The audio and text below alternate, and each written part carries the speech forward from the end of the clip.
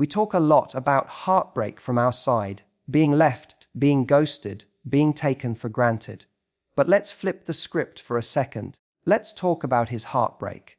Not the kind that shows up right after a breakup, but the kind that creeps in months later, when he realizes that the one person who brought him peace, the one who stayed calm when he created chaos, the one who loved him in spite of his damage, isn't there anymore. See, you weren't just another relationship.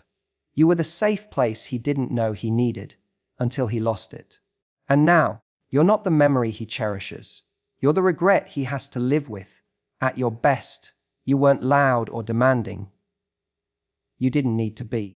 Your presence alone brought him something rare, something he may not have even realized he was searching for: peace. You didn't try to fix him, but you gave him space to feel safe, understood, and accepted in a world where he often felt like he had to perform or protect himself. You showed up consistently, not just in the big moments, but in the small, daily choices that said, "I see you, I choose you." And that's powerful, because real peace doesn't shout. It's quiet, grounding, and easy to overlook until it's gone.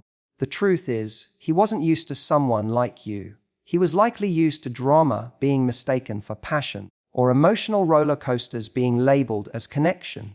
So when you came along, offering calm instead of chaos, depth instead of distraction, he didn't know what to do with it. He thought love had to hurt to be real. He confused your steadiness for simplicity, your patience for passivity, and your empathy for naivety. But those were never your weaknesses. They were your strengths. They were exactly what made you the kind of person people don't just forget. The irony is that the very qualities he dismissed in the moment are the ones he now misses the most. He misses the ease of being around someone who didn't need to raise their voice to be heard. He misses the rare feeling of not being judged for his past or for the walls he had built. He misses the woman who could read him before he said a word, who sensed when he was spiraling internally and met it with understanding instead of criticism. You didn't add to the noise in his head. You quieted it. And now that silence is deafening in your absence. But here's where it gets deeper. You weren't his peace because you abandoned yourself to make him comfortable. You were his peace because you were grounded in who you were. You brought emotional intelligence into the relationship. You didn't weaponize his wounds. You met them with compassion. You knew how to hold space without losing yourself in the process. And that made you the calm in his storm. But when someone isn't ready to confront their own inner chaos, peace starts to feel threatening. So he pushed you away. Maybe slowly, maybe all at once, but he did. And now, on the other side of it, he realizes that what he pushed away was the very thing he's been craving all along. He may not ever say it out loud. Some people don't have the words.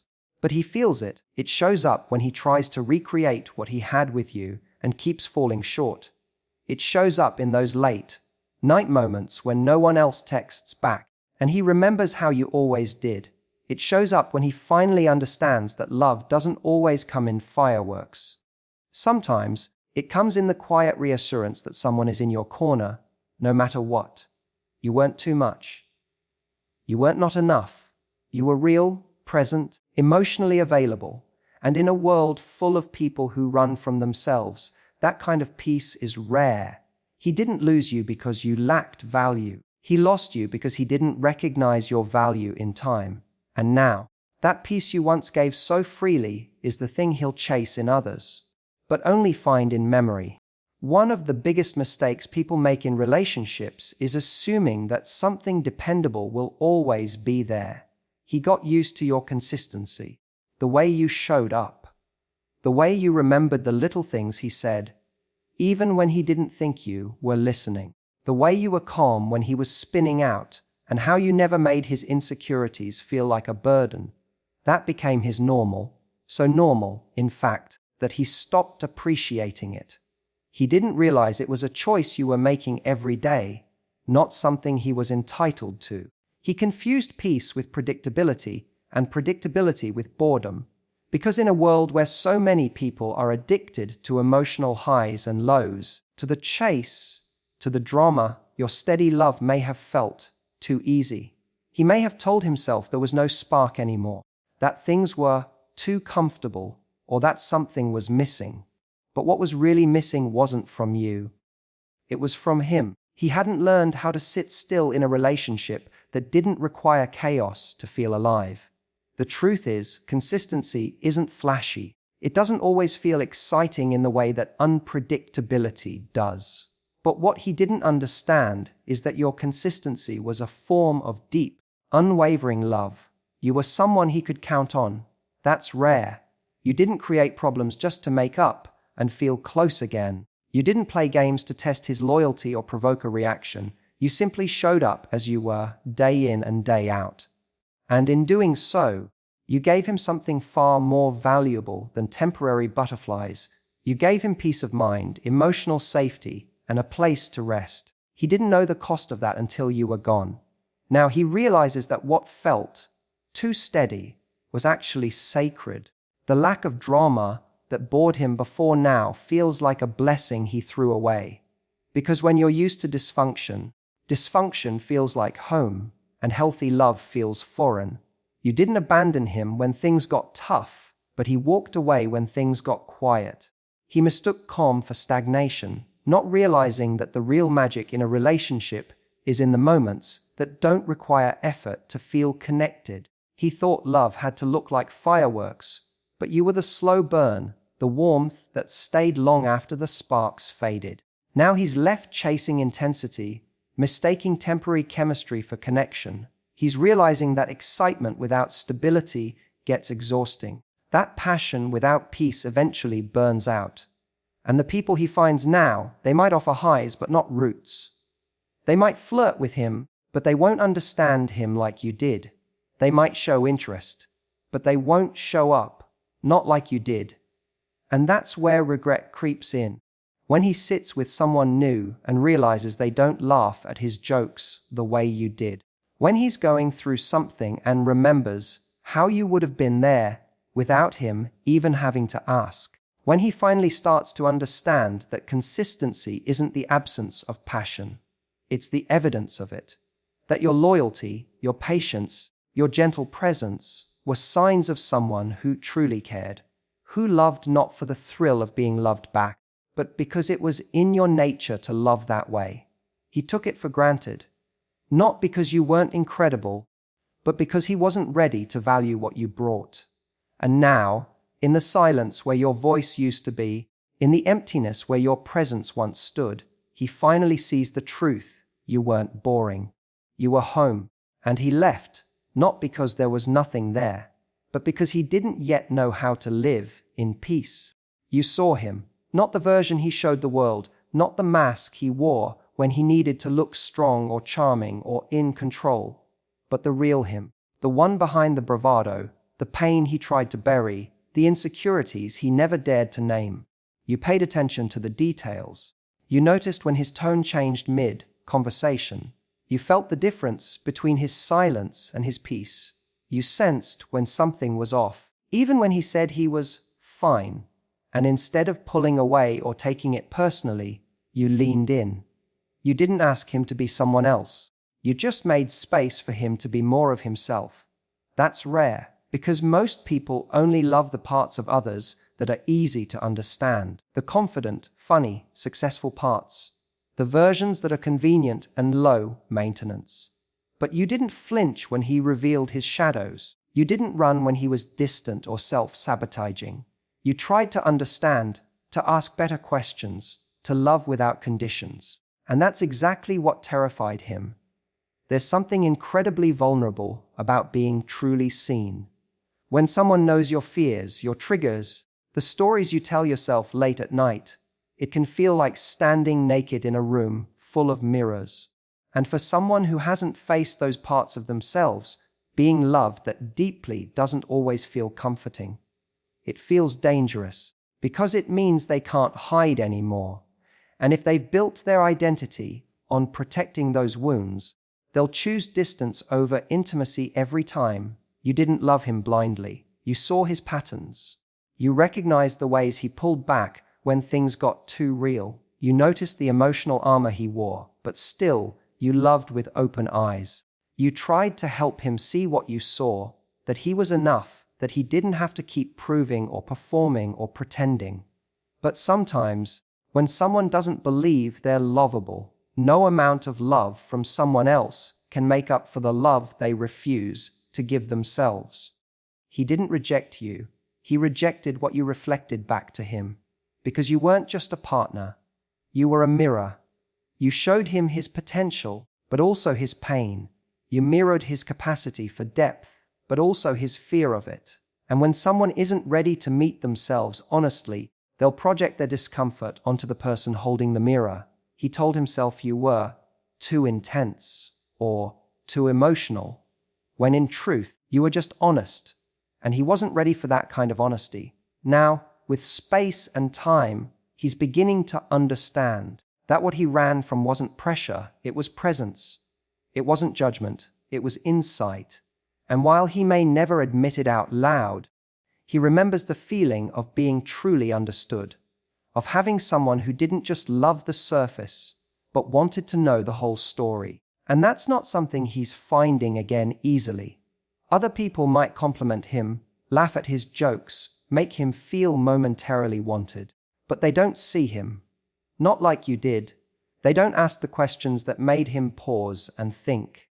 They don't hold the silence when he's struggling to articulate something real. They don't say, "You don't have to explain. I get it," and actually mean it. You showed him what it's like to be emotionally intimate without having to earn it. And that kind of love leaves a mark. Even when it's over, even when you've walked away, it stays with him. Because you weren't trying to fix him, impress him, or control him. You simply wanted him to feel safe enough to be himself. And now that you're gone, he realizes how rare that was. You didn't show up to save him. You showed up to support him. There's a big difference, but not everyone knows how to see it. You were never trying to be his solution. You were trying to walk beside him as he figured things out for himself. But when someone hasn't done the inner work, they can confuse love with rescue. They don't understand how to hold accountability and connection at the same time. So instead of appreciating your emotional presence, they started leaning on it like a crutch, expecting you to carry what they never learned to lift. You became the one who steadied the relationship when he withdrew. You were the one who talked things through when he shut down. You made space for him to feel his emotions, process his confusion, and unpack things he hadn't even said out loud yet. But instead of growing from that, he started depending on you to do the heavy lifting. You didn't become his partner, you became his emotional caretaker. And somewhere along the line, he stopped meeting you halfway. What he didn't realize is that being loved by someone emotionally intelligent isn't an excuse to stop trying. It's an invitation to grow. You weren't asking him to be perfect, but you were hoping he'd meet you with effort. You weren't asking for emotional perfection. You were asking for emotional honesty. And when he started avoiding the mirror you were holding up, when he started blaming you for the discomfort of his own self-awareness, it became clear that he wasn't ready for the kind of love you were offering. Because real love isn't just about feeling good. It's about being seen. And being seen often comes with being challenged. Not in a confrontational way, but in a way that says, "You're capable of more than this." You didn't enable his patterns. You noticed them. You called them out with compassion. You set boundaries, not to control him, but to protect your own peace.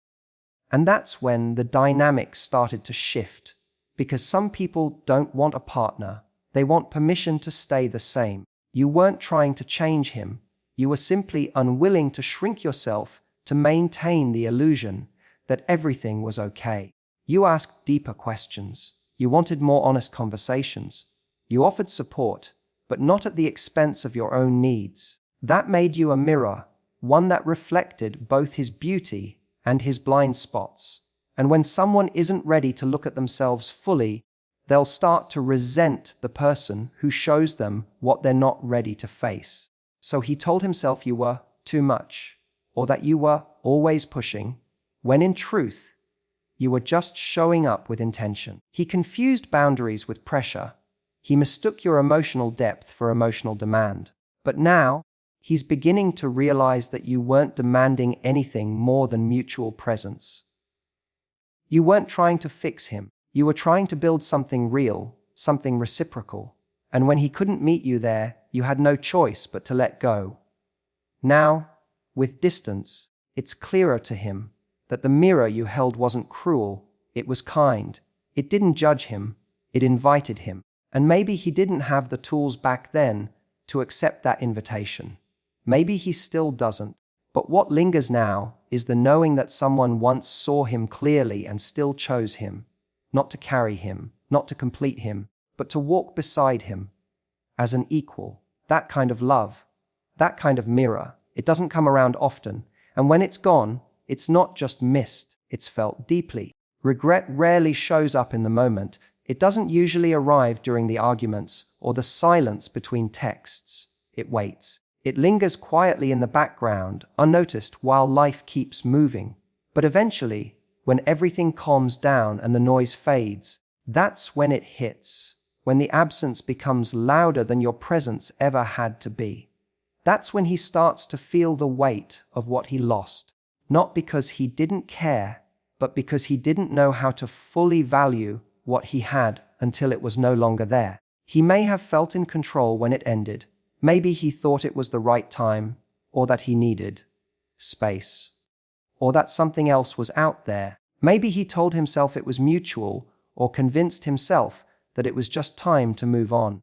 But endings always feel easier when you're focused on distraction, when your calendar is full, when people are texting, when new faces are showing interest. It's easy to believe you made the right decision. But the truth creeps in during the in-between moments. The moments that used to be filled with you. It shows up late at night, when his phone is silent and his thoughts are loud.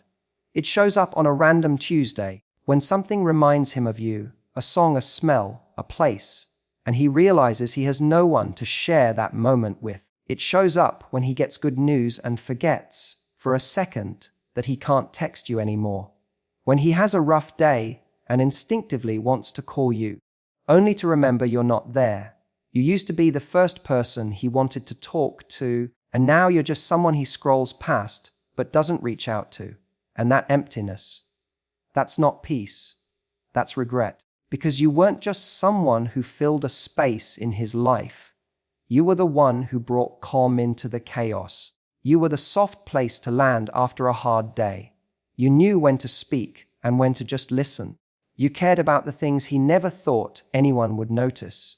You remembered the details, you celebrated the small wins, and you made even the most ordinary moments feel like something meaningful.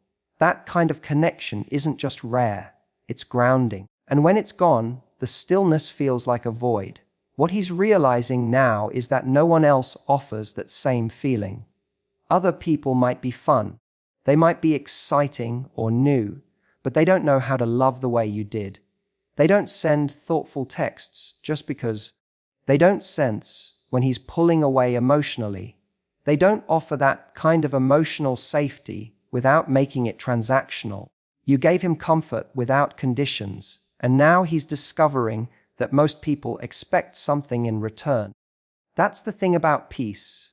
You don't always notice it while it's there. It's not loud or flashy. It doesn't demand attention. But once it's gone, you realize just how rare it was. He didn't appreciate the silence that felt safe until all he had left was silence that felt empty. He thought he wanted freedom, but what he misses now is the security of being loved without having to earn it every day. He misses the kind of connection where he didn't have to pretend, where he could just be and still be enough. That's when the regret becomes real, not because he suddenly sees your worth, you always had worth, but because now, without your presence, he's left with echoes. Echoes of a relationship where he was fully known, fully accepted, and deeply loved. And those echoes don't fade quickly, they stay. You weren't supposed to be just another chapter in his story. You were the one he should have recognized as the turning point, the one that changed everything, the one who brought a different kind of love. The kind that didn't come with games or ultimatums, but with clarity, patience, and presence. You didn't show up to entertain or distract him from his life. You were the moment life offered him something real, and he didn't know how to hold on to it. Maybe he thought there would be others. Maybe he assumed there would be another version of you waiting down the road. But now he knows. People like you don't come around twice. You weren't a lesson. You were the person he should have chosen. And that's the hardest kind of regret to carry. Not the kind where things just didn't work out, but the kind where he knows he had exactly what he was looking for and still walked away. That kind of mistake doesn't fade with time. It echoes in every relationship that comes after, because now he has a new reference point. Now he knows what it feels like to be genuinely supported, genuinely seen, and genuinely loved. And anything less than that feels empty. In the beginning, he may have thought this would be just another relationship. Maybe he assumed things would play out like they always had.